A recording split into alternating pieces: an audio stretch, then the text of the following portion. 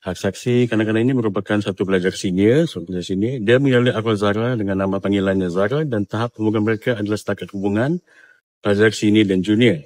Menurut saksi ini, kalau dia jumpa Zara, saksi berkata Zara akan selalu senyum dan bagi salam.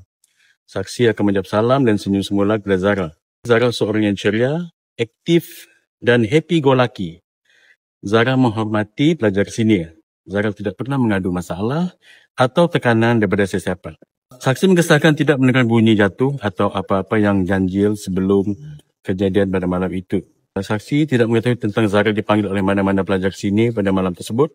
Biasanya pelajar senior tidak akan beritahu saksi mengenai hal mereka memanggil pelajar junior kerana saksi adalah pengawas asrama. Saksi berkata dia merasakan Zara kurang digemari oleh beberapa pelajar di asrama kerana ada yang memberi gelaran Zara yang problem itu. Kerana mereka menuduh Zara mencuri.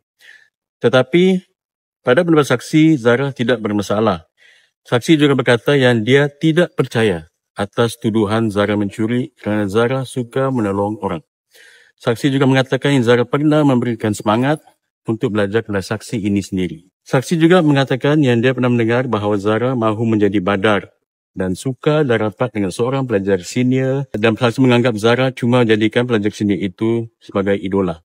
Pelajar senior ini adalah seorang badar. So dia mengidolakan pelajar senior inilah.